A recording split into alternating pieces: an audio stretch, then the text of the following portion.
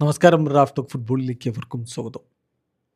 Brazilian super താരത്തെ എത്തിക്കാൻ വേണ്ടി അത്ലറ്റിക്കോ മാഡ്രിഡ് ശ്രമങ്ങൾ നടത്തുന്നു. താരവുമായിട്ട് വെർബൽ എഗ്രിമെൻറ്റിൽ വരെ എത്തിക്കഴിഞ്ഞു എന്ന് റിപ്പോർട്ട് കൊടുക്കുന്നത് ഫബ്രിസിയോ റൊമാനോയാണ്.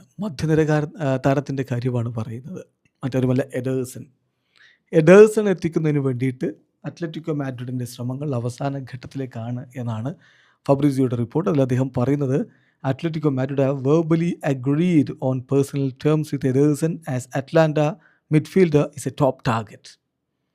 അത്ലറ്റിക്കോ മാഡ്രിഡിൻ്റെ ടോപ്പ് ടാർഗറ്റായിട്ട് അവർ കാണുന്ന താരമാണ് അറ്റലാൻറ്റയിൽ ഇപ്പോൾ കളിച്ചുകൊണ്ടിരിക്കുന്ന ബ്രസീലിയൻ മധ്യനിര താരം Ederson.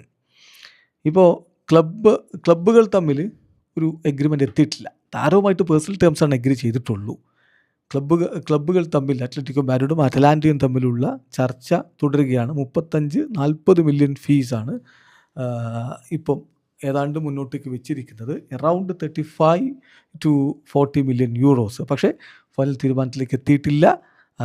Negotiation still going on ആണ്. എഡേഴ്സൺ ഇപ്പോൾ 2027 ജൂണിലാണ് ഔട്ട് ഓഫ് കോൺട്രാക്റ്റ് ആവുന്നത്. അപ്പോൾ അതുകൊണ്ട് തന്നെ ഒന്നുകിൽ അദ്ദേഹത്തിൻ്റെ കോൺട്രാക്റ്റ് പുതുക്കണം അറ്റലാൻറ്റ, അല്ലെങ്കിൽ പിന്നെ ഇപ്പോഴേ വിറ്റില്ലെങ്കിൽ ഫ്രീ ഏജൻ്റായി പോകും. അപ്പോൾ അത് ഒരു പ്രഷറായിട്ട് അവരുടെ മുന്നിലുണ്ട്. നമുക്കറിയാലോ, 26-കാരനായിട്ടുള്ള എഡേഴ്സൺ വളരെ മികവുറ്റ മധ്യനിര താരമായിട്ടാണ് കണക്കാക്കപ്പെടുന്നത്. 2022 അദ്ദേഹം അറ്റ്ലാന്റയിലേക്ക് എത്തിയത്. ബ്രസീലിയൻ ദേശീയ ടീമിനായിട്ട് അണ്ടർ 20 വിഭാഗത്തിൽ ഒരു മത്സരവും സീനിയർ വിഭാഗത്തിൽ 3 മത്സരവും കളിച്ചിട്ടുണ്ട്. വേൾഡ് കപ്പിന് അഞ്ചലോട്ട് അദ്ദേഹത്തെ പരിഗണിക്കുമോ എന്നുള്ളത് കണ്ടറിയണം. വീഡിയോ അവസാനിക്കുന്ന ഫുട്ബോൾ ലോകത്തെ കൂടുതൽ വിശേഷങ്ങളുമായി റാഫ് ടോക്സ് എത്താം.